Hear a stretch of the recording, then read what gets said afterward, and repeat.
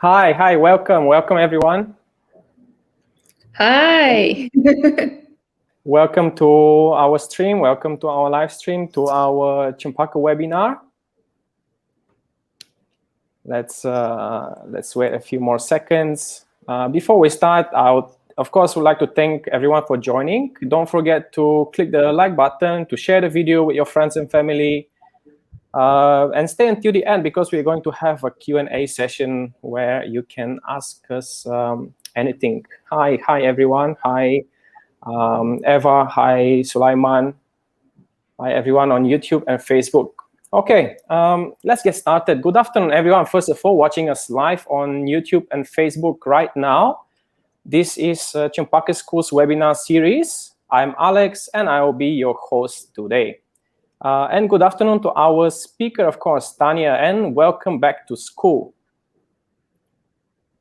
Good afternoon, Tania. Hi, good afternoon, everyone. It's good to be back. Let me introduce you to our audience first. Tania is a registered dietitian and a certified sports nutrition specialist. She's a board member of the International Academy of Nutrition and Dietetics and has worked with the Malaysian National Sports Institute and with the Malaysian National Athletes. She's also a co-founder of the Sports Nutrition Academy and currently working for a digital therapeutic company. Tania, I think it's safe to say that you're quite familiar with the topic of nutrition, but maybe you can share a few more thoughts and things about yourself. Sure. Yeah, first of all, thank you for inviting me. It's really good to be back, and I'm really happy and excited that I'm speaking to my fellow Cempakans, and I have been in Cempaka. Well, I've left Cempaka for a really long time, but I'm really happy to be, speaking to all of you. So my name is Tania, and I from the class of 2007. And I did my degree after Cempaka in the US in dietetics and nutrition. And shortly after, I did my internship in Ghana, where we focus a lot on maternal as well as children's health. Then I worked at the National Sports Institute, and then I went to Taiwan to do my master's in sports science. And then I'm back. Here I am. Wow. A lot of adventures in your life after you've graduated. Yes, we mentioned already that you are once a Cempakan student, a head prefect even. Do you miss school, and do you think Cempaka has played a role in your successful development? Oh, yeah, definitely. So I've been telling, my students as well as some of my swimmers that I teach that high school or even college life is one of the best times that, all through your life, before you start work, because especially when I was in Cempaka, Cempaka is always emphasizing on being a sportsman, a scholar, and a gentleman, right? So apart from education, providing very good quality education, we also do a lot of sports, like sports carnival, games carnival, sports day, and we are very competitive. I'm very competitive. Apart from sports and education, we also do a lot of charitable work and doing good for the society as a whole. So I really feel that being in Cempaka helped me to be an all-rounder, which really helped in terms of transitioning to college as well as work. So of course, being in Cempaka really does help with my personal growth as well. Yes, in Cempaka, really, sports is a key component for us. That is very important, no doubt about it. You actually have more than 300 medals in swimming, and I think many of our students will be wondering which sport house are you rooting for? Well, you can see here, Harimau. Wow, let's go Tigers. Go Tigers. Okay, our Harimau. They'll be really excited. Yeah. Any Harimau here, you can put on the chat box. Okay, that is great, really. We are really glad to have you here as our guest to share your knowledge and experience with us on something extremely important, such as nutrition. So during our webinar today, we will touch upon nutrition for 3 age groups, that is preschool, primary and secondary school, as well as your personal favorite, which is sports nutrition. We have prepared a few common myths that we would like you to share your thoughts on. Shall we start? For our audience, please stay until the end, as we're going to have a Q&A session where we will try to answer as many of your questions as we can. And now, let's get started, shall we? Children have different types of nutritional needs at different stages of their life. Let's start with Michelia, our preschool center in Cempaka. I'm sure there are many parents or future parents who would like to know how to best take care of their children's nutrition. Can you share your thoughts with us? Sure. Yeah. So, first of all, today we're going to talk about nutrition, right? Nutrition for children. So we're starting from preschool up to primary and secondary. So I think there are common features for all of this age group, especially for children, is that there's rapid growth, in terms of physical, mental, neurodevelopments, and even social development.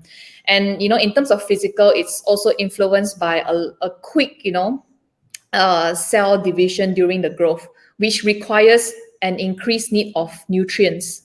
So and every children at every different stage, they have very special unique needs. So for example, in preschool, so around 2 years old to 5 to 6 years old, it is when the child is actually in a growth spurt, as well as a phase of exploration, because many of these preschoolers, they are exploring new type of food, transitioning from having the breast milk or formula milk into eating real food, weaning off. So they'll be eating a lot of different types of maybe mixed dishes, maybe learning to pick up food with the hands or using a spoon, and just feeding themselves.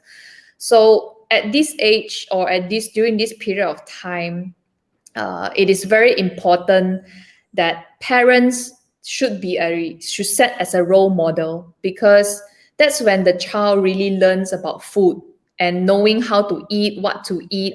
And whatever parents' eating behavior or even feeding strategies, right, it is most influential in your child's eating for this age group. So it is very important role that the parents do their job in feeding, right? So preparing and exposing your child to a variety of food, a variety of different types of fruits or vegetables, of grains, or different type of proteins, right, while acting as a role model. And definitely let the child eat as much or as little as they want and they can. And here's the other thing, variety is the key. So definitely, focus a lot on the important nutrients, such as the iron, the calcium, or even the vitamin D that you can get from the sun, right? So all of these are important for the growth of the children. And just expose them to different types of food that has calcium in it, like milk, yogurt, or even cheese. And of course, definitely do try to limit as much added sugar or juice or soda, because that can actually give them a different preference. But instead, provide more of the milk, the dairy, or drinks that are higher in nutrients, and definitely encourage them to drink plain water as their main beverage. So I think it's safe to say that preschool is the best time to form nutritional habits for our kids. Yes, definitely. So, preschoolers, they are starting to explore, and they are depending on the toddlers, right? So maybe they are also starting to form opinions about what they eat, right? So maybe they are starting to say no to certain food because they are not familiar, because they are trying out new things still. And whatever habits or eating strategies that the parents are trying, the child, right, is learning from them. Okay, I think here comes our first truth or myth that we're going to talk about and discuss with you. We have heard this from many parents. I think this is a common struggle for many parents. My child will not eat food that is unfamiliar. I should provide only what my child likes to eat. What do you think about that, Tania? Right. So, I mean, earlier I mentioned about the child maybe having some opinion or maybe starting to say no to certain food. And that can be very, very frustrating for many of the first-time parents or even parents in general, right? If your child is not eating what you prepare, that can be really frustrating and really annoying. But I must say that for children at this age or children at primary school as well, their taste and food preference can change from day to day, week to week. Yeah, there are many studies that shows that it takes as many as 15 exposure for the child to trust a certain type of new food, right? 15 exposure. So having them on the table, showing them about it, teaching them about it, right? So after the 15 exposure, it takes another 15 times for the child to accept it. So you need about 30 times of exposure for the Wow. child to actually eat and also maybe accept the food. So I must say, don't give up exposing your child to all the good nutrients, food with good nutrients, but of course also play around with a variety. For example, if your child don't like maybe grapes, maybe you can, give a different color grapes, maybe different types of fruit like strawberries or even melon or apple. Yeah, just give a variety. And it is also very important, I should say, whenever you are exposed your child to a certain type of food, always try to explain why this is good for you, why are fruits good for you, because you can get the fiber, the nutrients from it. Why are carrots good for you? So always explain so that they understand why they have to eat this food and how can it positively impact your body, how can it give your body the good nutrients that your body needs. Yeah, like giving them milk, maybe they don't really like milk. So explain to them, if you drink milk, you can get the calcium, it makes your bones stronger, it makes your teeth stronger. So maybe not the first time they will accept, but eventually they might buy into it. So don't give up on your child. So we have to be very patient, right, with our kids. And by the way, as a coach, I really have to agree with you. As a coach, I like to share with my own athletes why they are doing certain exercise. Exactly what you said about the food and in the preschool and the parents. We need to explain them why they are doing what we expect them to do. And once they understand, I think they feel much more confident in doing so. So there's an excellent advice, really. If we have any parents here from Michelia or from any preschool, feel free to stay until the end, and you can ask us any question in either in Facebook or YouTube. We will try to answer as many as we can. Okay, moving up to primary school. From Michelia, our excellent preschool center in Cempaka, all the way to primary school. Do the challenges remain the same, Tania, for the kids and the parents? Well, I mean, different child, they grow and develop differently at different stages. So maybe the challenges might go up to primary school. We never know. But of course, always expose and give as much good environment, healthy environment, food, healthy, nutritious and food environment for your child. And I'm really happy to hear and see that there are maybe parents or future parents who are here, because definitely feeding young children requires some knowledge on your part as well as a parent or a caregiver to ensure that the feeding and the types of food and the nutritious food are good for the child. So as they transition into primary school, Yeah, so these children are actually having a broader influence, right? Broader influence from maybe their classmates or maybe eating in school, in terms of their dietary and also food choices. So at this age as well, they are starting to be more autonomous. They are starting to maybe take more responsibility, or they want to take more responsibility for themselves.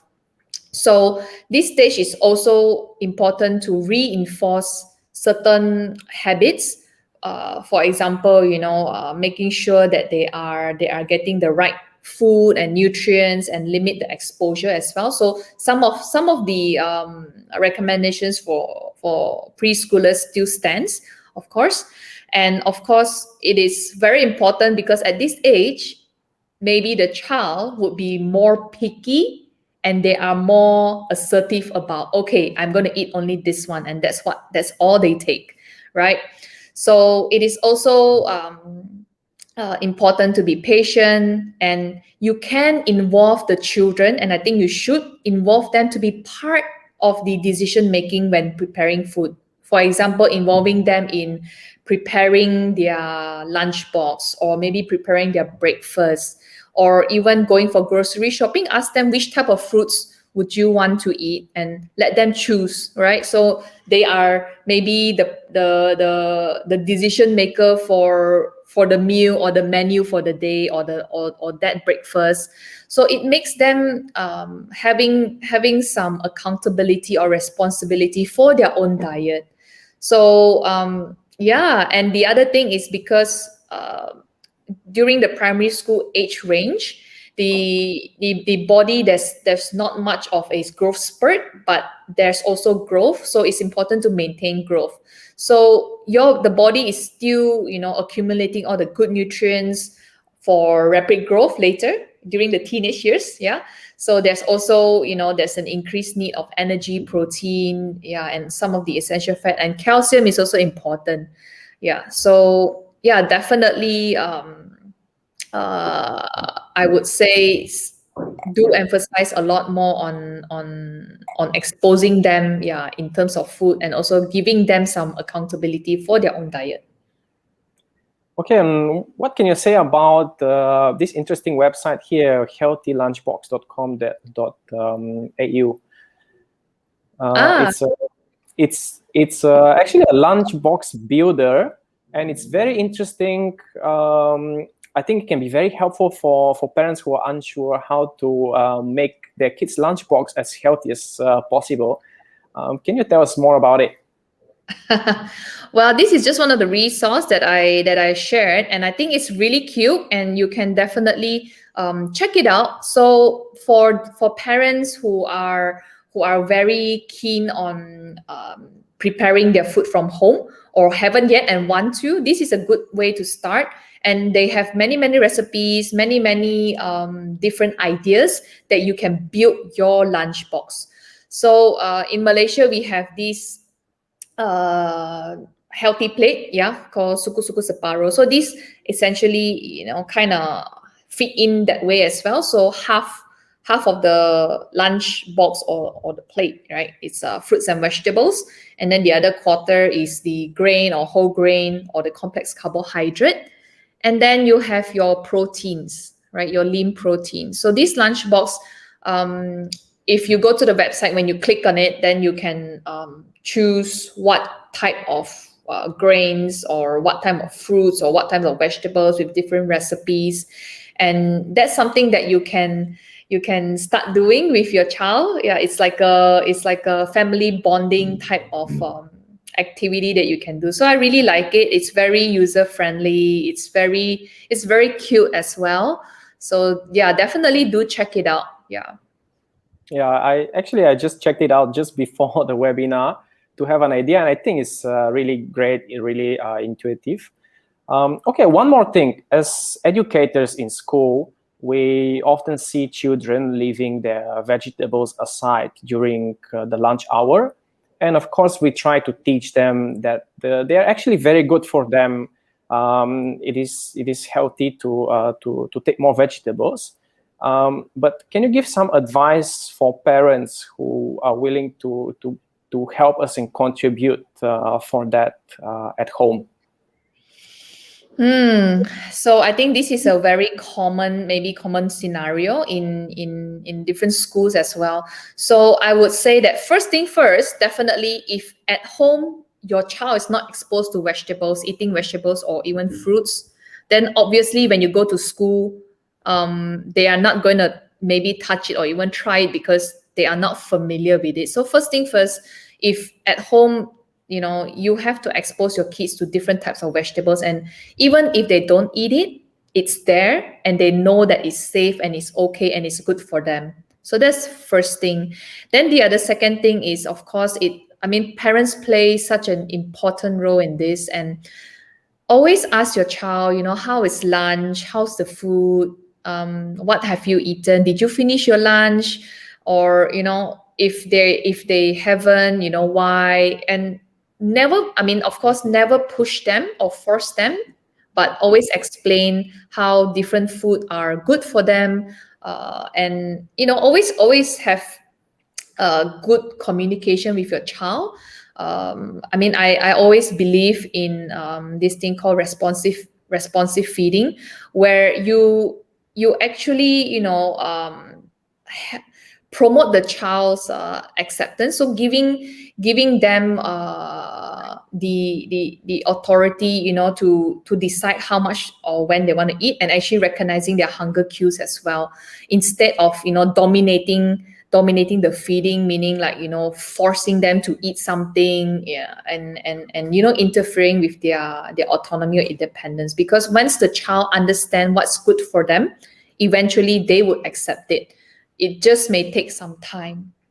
Oh yes, at the end it always falls down on having a good conversation with your child and good bonding. And talking about that and sorry, can we go back to the previous slide? Talking about that and looking at the background picture of our presentation, parents often put the extra effort to make cute and creative food presentation in attempt to make it more pleasant for their kids to eat. And I think that's great, but I would like to hear your thoughts about it. What can you say about this cute bunny presentation that we see on the background? Is this sufficient? Is this good enough? Well, I really like the effort. Of course, as parents, you can do as many creative things and making food as cute as possible. I think it's a really good effort. Yeah, and there's no stopping it. But of course, looking at the picture itself, it's bacon with eggs and maybe 2 blueberries, and the whiskers are maybe made of cheese slices.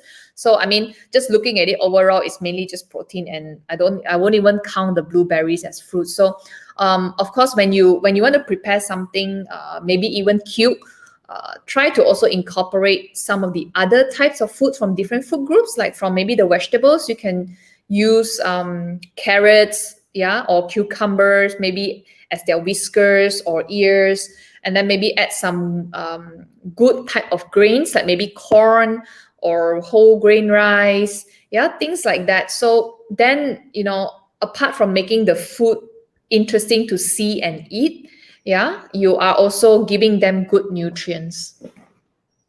Yes, thank you so much. And that takes us to our second truth or myth section. Parents are often concerned about the weight, and of course, they should be. And a common question is, I think my child is gaining too much weight. I should stop him or her from eating carbs, being carbohydrates. Is that a truth or a myth? What do you think? Well, I'm really happy that if someone were to approach me and talk to me about this, I'm really happy that the parent is concerned of their child's weight or health in general, which is great. And I hope that recognizing or knowing how they know that their child is gaining too much weight is not by just eyeballing, but actually they have went to the pediatrician or they have went to check, and looking at the chart, they are, I guess, above the 85th percentile. in the growth chart. So it is important to keep track, right, of the growth and development of your child to make sure that they are growing properly, they are not stunted, they are not overweight. So that's a very good point already. But of course, if your healthcare provider or if your child is overweight, yeah, meaning above the 85 percentile in terms of weight or BMI, then the first thing I would say is not carbs, but actually limiting this energy dense food or nutrient poor snacks. So, for example, like the chocolates, the sweets, the chips, things that are high in calorie, but it doesn't give you much nutrients. So I would say first thing is to make sure that they are not exposed to these, they don't have these often, because that's the first thing that contributes to their calories without even noticing, or even those sugary drinks, cupcakes and stuff. So these are confectionery or discretionary food that I would say, not to expose them too much. Yeah. And focus more on the more nutritious type of food. Okay. And the other thing is, of course, as children, always try to increase the physical activity because they should stay active. Yeah. Do you know how many minutes or how much at children, yeah, from age 7 or 8 to 18 years old should exercise in a day? We actually try to promote this amongst our community. The World Health Organization is recommending at least 60 minutes of moderate to vigorous physical activity daily, which is very difficult to achieve, especially in these days of constant lockdown and quarantine. But yes, we always try to move more, as this is really important for our health, of course.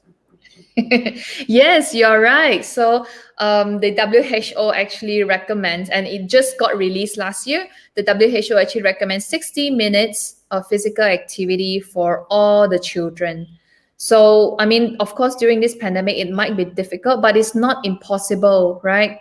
60 minutes a day, doing some physical activity with your child, or if you are a student here, right, pull your parents, pull your brother, sister, siblings, whoever, uncle, auntie, grandma, to join in to do some activity at home. Because when you are stationary and when you don't, walk a lot at home, all you do is, maybe go from your room to the kitchen, to the bathroom, maybe living room, and that's it.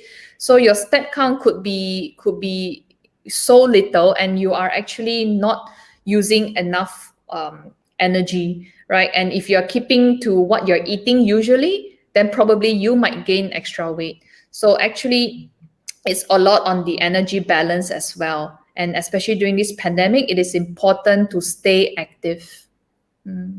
Thank you, Tania, for your input. And now moving on to our next topic.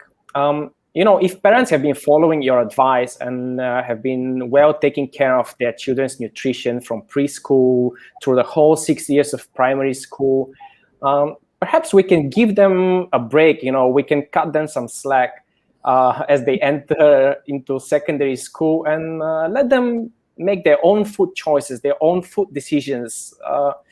Would that be right? What do you think? In secondary school, we're already more independent. So how does this go? What would be the dietitian's input on this?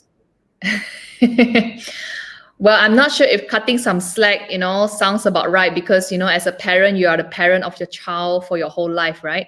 But of course, and there might be some challenges too, with the teenagers as the child transition into, secondary school, being a teenager, going through puberty, because adolescent time, is a time of very, very rapid physical growth, psychosocial growth, right? Your social cycle changes, your body changes. So and all of that is because of puberty. And when there's so many changes going on, sometimes it gets quite frustrating, or there are new things that the child have to adapt to. So in this during this period of time, I think it's very important that the parents should have a little bit more understanding, should be more aware of the changes that's going around the child, right? Because as a child grow into transition into puberty, they have a greater awareness of their own appearances. They are more self-conscious about their body weight and maybe the body image, as well as there's also a lot of peer influence. Yeah, not just about the food. There's about a lot of things, but in terms of the nutrients, right? Maybe the friends are eating just very little, and then they feel like maybe I should eat little too, but actually this during this period of time, puberty time, is when there's a growth spurt. That is when you have this suddenly accelerate and become really tall. And there's of course extra energy needed for their own growth and maturation, as well as if like being in Cempaka, you're always very active, so there's also an extra energy need to support your physical activity or exercise in school. So all of these, you need to have enough nutrients to support your growth. And during the puberty phase is when is the phase or the age group where the nutrient requirements are the highest compared to the child, compared to when you're adult. So definitely, cutting some slacks, probably, yeah, in terms of not being too naggy, giving them some authority in terms of making some decision. But I would say never give up, exposing them, providing them with a good, healthy eating environment, and not just about telling them off about, hey, you're gaining some weight, stop eating this, but actually maybe understanding better of why or how, or maybe focus on certain kind of food that give them good protein, good calcium. And for female, of course, iron is very important during this age group, because they are starting to have menstruation, and if they don't emphasize a lot on the iron-rich food, such as the red meat or even the beans, lentils, then they could be iron deficient. Yeah, so I think during this phase is so important to really bond and understand what your child is going through, so that they don't they don't go the opposite way of what you want them to be, right?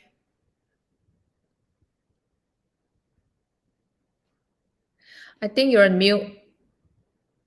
Oh, I'm sorry. On to our next truth or myth. Now, this one comes from my personal experiences. I have been asked a few times if it is okay for students to eat chocolate as well as their favorite junk food, as long as they don't gain any weight. Maybe their metabolism is way too good.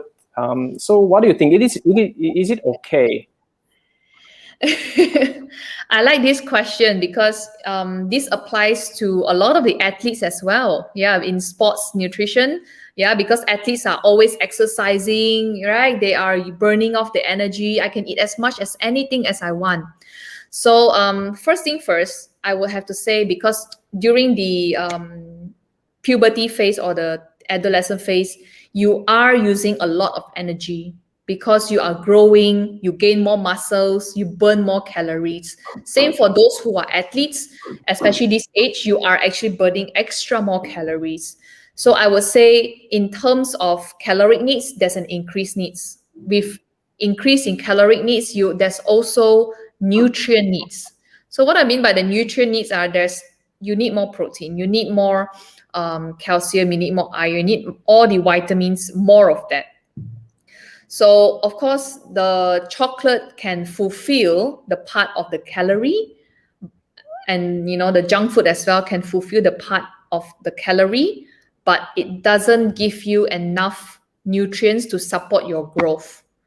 So of course you can still eat the chocolate occasionally, but I would definitely say do eat more of the important food that gives you the nutrients, And also but you also, of course, you can have your chocolate, just not every day or all the time, because they don't give you enough of what you need. And I mean, earlier when you asked me about, gaining weight and all, did you know that people who are overweight or obese can also be malnourished? Yeah. Oh, really? Yes. So they are Great. malnourished, not on the calorie, but they're malnourished in terms of nutrients. So maybe they can be overweight or obese, but they are anemic, or maybe they don't have enough calcium and stuff. So they could also be malnourished in terms of nutrients, but not calorie.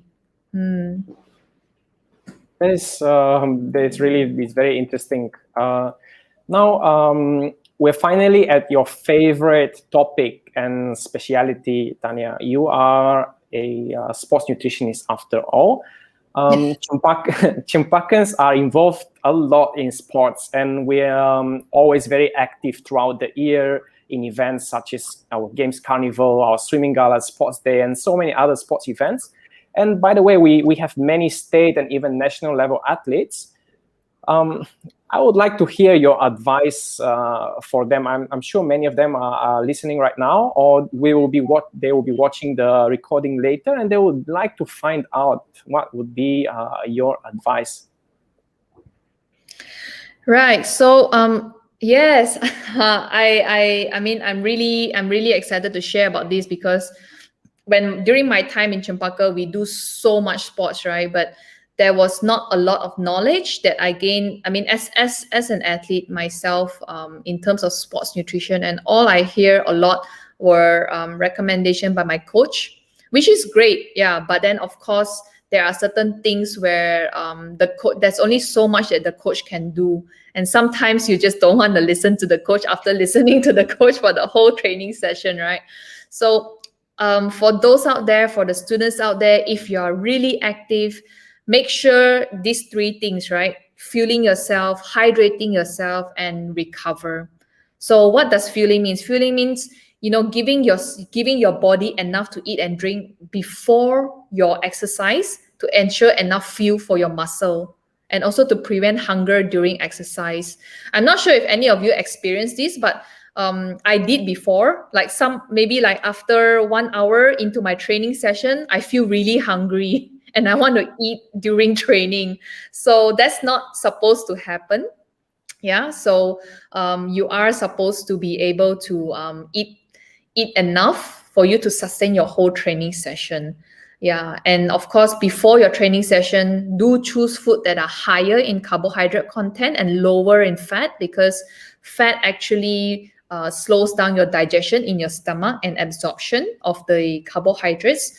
So carbohydrate is the fastest energy that your body can use. Okay, so foods like, for example, bread or banana, or even sports drinks, yeah, or granola bar, something that are higher in carbohydrate and lower in fat. And the other thing is hydrate. Yeah, so for anyone who has participated in games carnival outdoors, not the indoor ones like table tennis, but outdoors like handball or not netball, basketball or volleyball, right? The ones that are playing outdoors. So make sure that you hydrate yourself, or even sports day. I remember when I was doing I'm not sure if you guys still have it now in Cempaka, but during the sports day, we have kind of like a trial outside of the Cempaka Cheras field. And I forgot what distance I was running, but I was participating in so many events and I didn't properly hydrate myself. And the moment I hit the finishing line, I just passed out. And it was all because of dehydration. You're experienced athlete, even you are you were well trained athlete at that time. But I was experienced in the water, not on land. So I was not used to the heat. And for children, they are at higher risk of dehydration compared to adults, because for children, they are smaller size. So their surface area actually is wider and more exposed to the heat. So they get dehydrated, or if you are, what do you call this, a heavy sweater like me, I sweat very easily and a lot. So I get dehydrated very fast. So as in the heat, in the hot sun, participating in so many, events, I was quite dehydrated, and I was afraid to drink too much water at that time because I scared, too full or what. But no, those are quite nonsense. So if you're outdoors, right? So please, please, please, please, please hydrate yourself. If you're gonna be participating in a few events, make sure you have your sports drink with you. Yeah, and always make sure that how much water that you have, 500 milliliter ml. If you're participating in sport, make sure you have that periodically, meaning every 15 to 20 minutes have a sip. Okay, not drink 500 at one go, but have sips every 15 to 20 minutes, because your body will use up the water periodically. And if you drink 500 at one go, you might want to go to the toilet very soon. Yeah. Tania, you have actually touched upon our next truth or myth, which is about sports drinks. Many hardworking athletes, especially in sports where they have to really take care of their weight, in sports that have weight categories, especially more than other sports. This is a common perception that they shouldn't take any sports drink due to the amount of sugar they have. Is that reasonable, and is it true? So okay. When we talk about sports nutrition, right, it's very crucial to understand this is sports nutrition. So sports nutrition is about supporting your sports performance. So the type of food, the timing of food or drinks is very important to get all these nutrients into your body, into your muscles as fast as you can. So if you are not exercising, if you're asking me if can I just drink sports drink during normal? I would say no. Why do you need sports drink when you are at home doing nothing, right? But instead, if you are exercising outdoors in the heat for more than 45 minutes under the heat, and it's quite intense. So I would say bring a sports drink and a bottle of water, right, to hydrate yourself, because sports drink does retain water much more compared to plain water because of the sodium content in there, and also the amount of carbohydrates that are in there. And all the sports drink are actually formulated well enough for your body to digest and absorb as fast as you can. So for each 100 milliliters is 5 to 8 grams of a mixed carbohydrate or maltodextrin. Yeah, so actually the sports drink, if you ask me, it has lesser sugar content or carbohydrate content compared to fruit juice. So I would definitely recommend the sports drink if you are doing sports. But if you're not, then no. Don't take it. You don't need it. Yeah. Okay, that was an excellent session. This was our last topic. And we're happy to move on to the Q&A. Actually, Q&A. I haven't finished. I have one more. Yeah, so sorry. Okay. And actually, apart from the hydrating, I think recovery is also very important. So if you are for all the students out there, if you're very active athletes, please, please, please, please, please, please, please eat and drink well after your exercise, because your body needs to recover. Okay. And I know that there may be a lot of myth going on where, I want to lose weight, so after I exercise I don't eat. Okay, please, that is wrong. That is very wrong, because why? First thing, after you exercise, your muscles are working a lot. So when your muscles are working a lot, the fuel that your body has used up, you need to replace it. So after you eat and drink, all of this fuel is going where? To the organs that are requiring all of this, which are your muscles. Okay, so you have to consume food or beverage, right, that has some carbohydrate, have some protein, to actually replenish the energy stores in your muscles.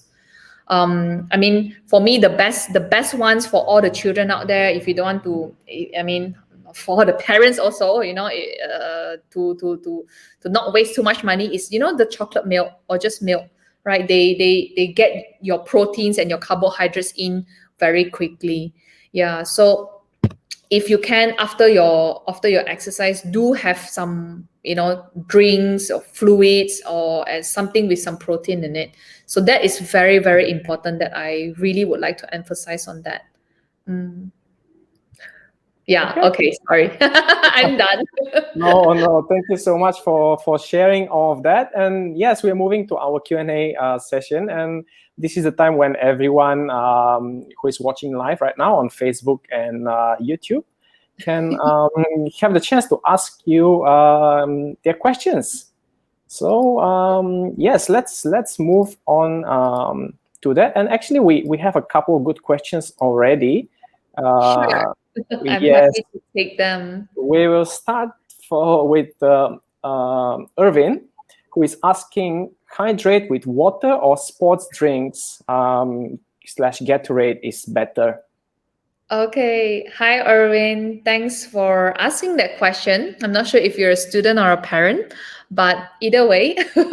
So it really depends on what type of exercise you're doing and how long is the duration and how intense you are. If you're just going out for a walk, you're not really sweating a lot and you're just walking for 30 minutes, then you don't need sports drink. Just plain water is fine and good enough.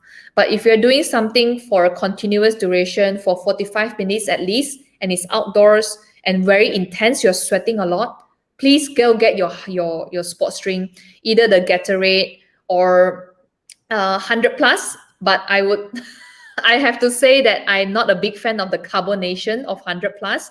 Get the one that are not carbonated, right? So these companies, they have done so many research about the sports drink and what is best for the absorption.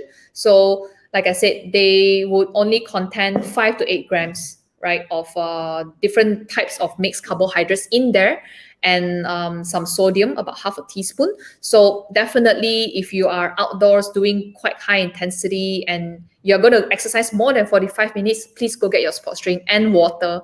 You can have, you can alternate both of them if you are a heavy sweater like me, or yeah, it's up to you. It's always drink periodically every 15 to 20 minutes.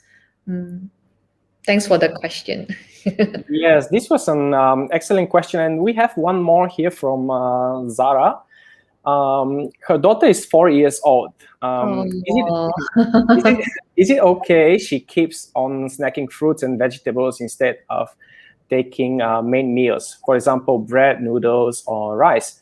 Sometimes she only wants to take vegetables and fruits during lunch and dinner, especially when she's at home.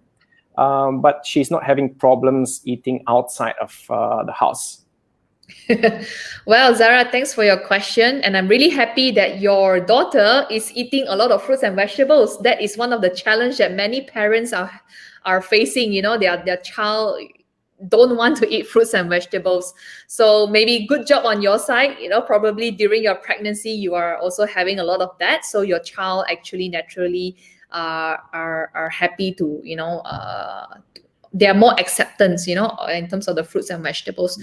But in terms of bread and noodles, right, I would say that if you can try to incorporate some of it into into her snacking as well. So of course, main meals are important. Yeah. So if you have a time where she eats certain kind of food, always have that together with the fruits and vegetables. Maybe it's the way the bread is presented, or maybe the noodles or the rice. But there are other types of carbohydrates that maybe your daughter Zara might be interested in. For example, corn, potatoes, sweet potatoes, even cereal, the oats. So I think those are really good different types of carbohydrates that maybe your daughter might want to try as well. So apart from the bread, the noodles or rice, yeah, I think the other types are worth trying, because fruits and vegetables alone is not enough. It doesn't give them enough of the vitamin B and some of the other nutrients like magnesium and also and I hope that she's okay with her protein intake. So yeah, I hope I hope that helps. And it's good that she's not having problem eating outside. Yeah, maybe it's just the type of food that she's not used to. Yeah. Thanks for the answer. I hope that helps. And another one from Olivia. Some of my students who are desperate to slim down, how do you advise them? Okay. Hi, Olivia. Thanks for your question. Some of your students are desperate to slim down. Okay. So first of all, I mean, I've shared earlier, right? So definitely, number one, cut down or limit the nutrient dense food. So all the food that are, sweet and all, it will take some time. It's not gonna be like suddenly I don't want to eat chocolate, I don't eat chocolate. It will take some time because our taste bud takes a while as well to get used to a certain taste.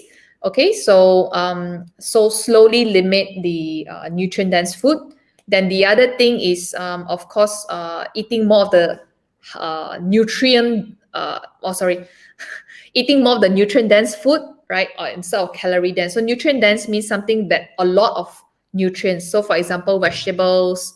Yeah, if you incorporate more of the vegetables, their calorie content is actually lower. So I would say in the meals itself, I think Malaysians in the National Health and Mobility Survey in 2019, yeah, you can go and search it up. Do you know how many percentage of Malaysians are not getting enough fruits and vegetables? Do you How many? know? Huh? How many is that? I don't know really. Really? 95% of Malaysians. 5%. Wow, that's a Yeah. big number. Yeah, so 95% of Malaysians, I hope I'm under the 5%. I'm kidding. Yeah, I am. But I mean, so 95% of Malaysians are not getting enough fruits and vegetables. So if you incorporate five, okay, so five servings of fruit and vegetables is the recommended amount. So each meal, make sure you need to have some fruits, vegetables, or vegetables alone is fine, right? So for each meal, make sure that half your plate are filled with vegetables or fruits, right? I mean, of course, the expectation is not like to change suddenly, but slowly incorporate them. Even if your child don't like to eat it, maybe just have it there, right? Just have it there. Maybe change the way of cooking it. Maybe mince it a little bit smaller so they can't really notice it. And definitely that can really help in terms of reducing the energy intake. Yeah, and the third one would be increasing your physical activity. Yay. Yay! Do some physical activity, and I would say a higher intensity would be helpful instead of just a lower intensity 30-minute. So it's the recommendation is 75% of moderate to high intensity per week. That's like 10 to 15 minutes, 10 to 15 minutes a day. So they all have to do just 10 to 15 minutes, and they can slowly increase it over time. Yeah. So I hope that Okay. helps, Olivia. Yes, and we have another question here, which is very relevant to what we're experiencing now, from Hinchik Saleh Rose. Do we need to drink more water during MCO? Hi, Injet Saleh. Go Harima. Woohoo! I like your picture. So do we need to drink more water during MCO? I would say first thing, you need to drink enough water during MCO or any time, not just MCO. Okay, and during MCO, staying hydrated is very important. I won't say you need to drink extra more, but maintaining your hydration. So I guess the best way or the easiest way for you to gauge is just check your urine color, right?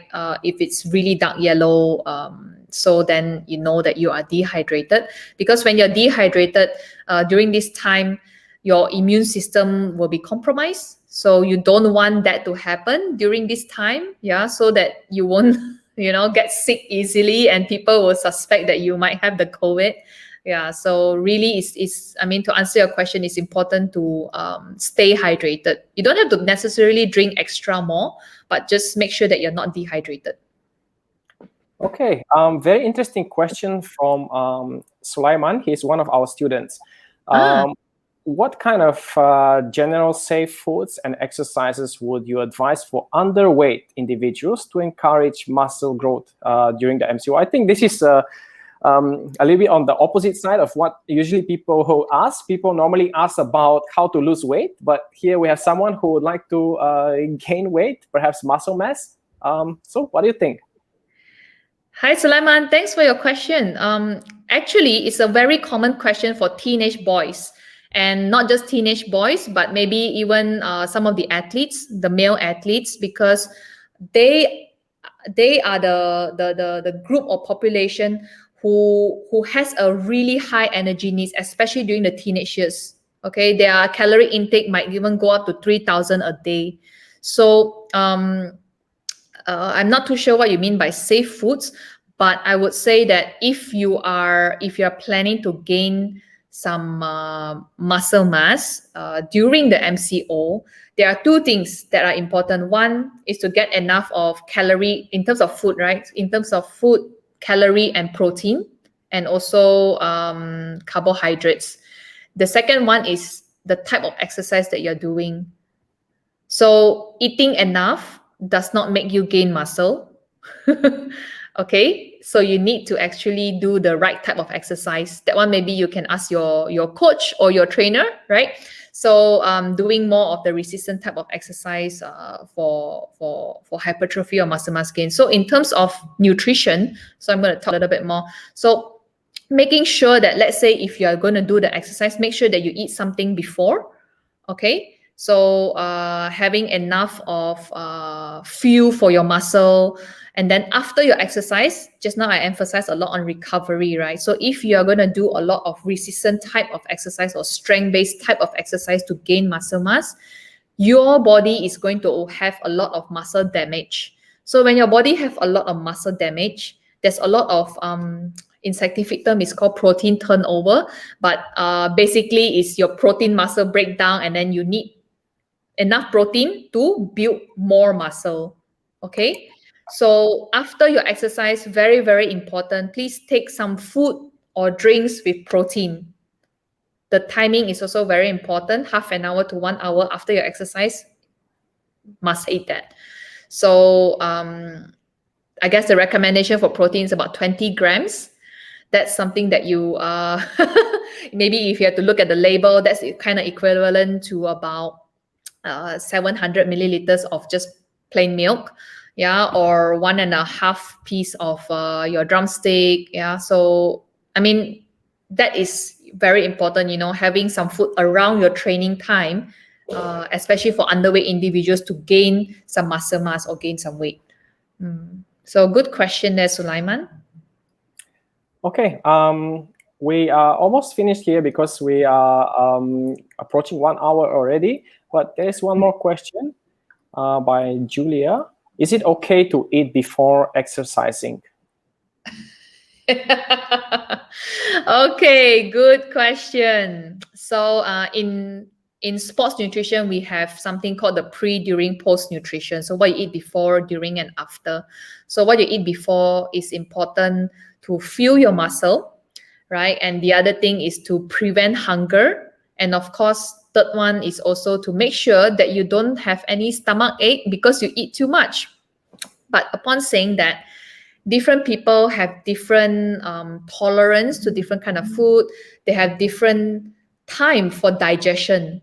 Okay, so when you are exercising, also depending on the type of exercise, if you're going to do something that is very high in intensity, okay, whatever you eat before has to have a longer gap, you know, before you exercise. So after you eat, you might need more than half an hour to 1 hour after your exercise, before you can exercise. But then again, different people have different tolerance. So maybe some, they only need 30 minutes, some maybe need 1 hour. And of course, it's important to emphasize that mainly carbohydrates, because they go in and out fast. And also low in fat, because if you take something with some fat or some protein, it slows down the digestion and it stays in the stomach longer. So after, let's say you eat I'm just going to give a random example, like eat a lot of nuts. Okay, nuts are high in protein and fat, right? And very low in carbohydrate. And then immediately you go and do some high intensity exercise. Probably you might feel like it's going to come up, okay, because it's all there. But of course, if you're we also have this thing called the gut training, right? So for some people, because all your digestive system is made out of muscle, so your gut get used to certain kind of food, or certain speed of digesting certain kind of food as well. So I remember this very well, because I'm not very good with eating too much before exercise. But I know that my sister can eat a whole plate of rice right before training. And it's crazy, because I can never do that. And I would puke after if I do that. But for her, she can just eat one whole plate of rice right before training. Yeah, so I think really it depends on individuals' tolerance, but it's important that if you are going to exercise, make sure that you actually feel yourself well if you're going to have more than 45 minutes or 1 hour type of exercise, so that you don't faint halfway during your workout. Okay, thanks, Tania. One last question again from Sure. Mr. Saleh Rose. It is a great question. That's why I'm letting it come in. Otherwise, we are going to finish soon. Due to the lack of physical activity during this MCO, can fasting control overeating at home? Weight has increased because I often eat at home. Hi, Saleh. Hey, how come your picture changed? This time more handsome already. So I believe there are a lot of different types of diet or ways that you try to restrict your calories, right? Because you are reducing your physical activity, so you're reducing your energy out, and you try to control or manage your energy in. So fasting, or in another way of type of diet, I guess, is intermittent fasting, right? So limiting the time that you eat to a shorter duration. I think that is I think it's really up to individual, because when you are doing the fasting or time restricted fasting, the intermittent fasting, you are just controlling the duration that you can eat. Okay, there are pros and cons about that. Pro is only during this time you can eat, and other times you can't eat. And the cons are, I mean the pros, of course, and then you are, I guess, bounded by this time where, okay, that's the only time that you can eat.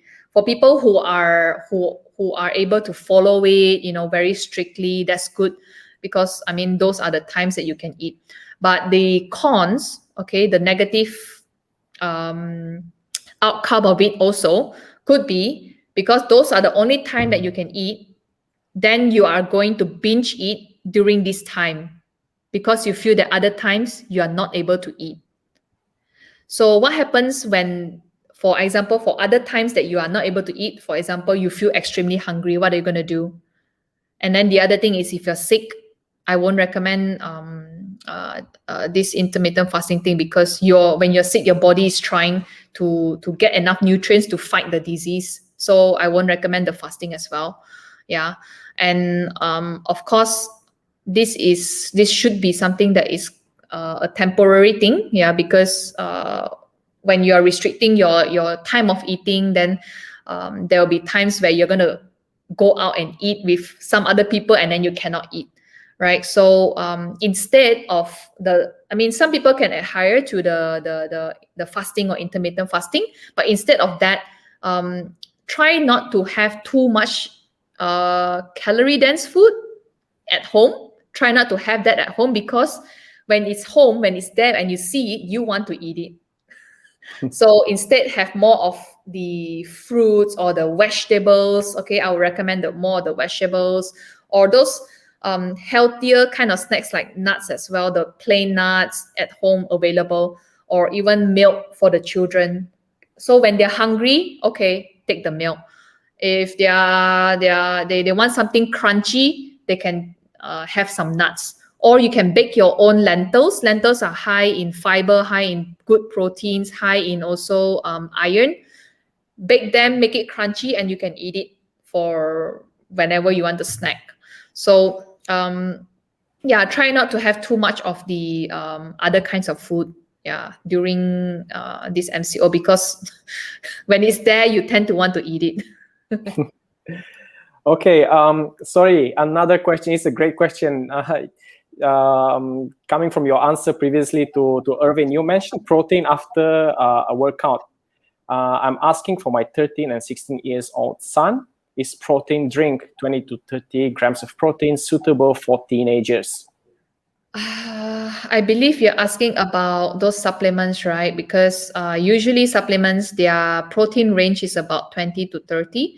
And I wouldn't say that I would recommend the protein supplements for the 13 years old. Maybe the 16 years old is doable, but I guess depending on the intensity of the exercise as well. But definitely I wouldn't recommend as much, only because there are certain if you are going for a higher performance, right, you have to really take note of what kind of supplements that you are consuming.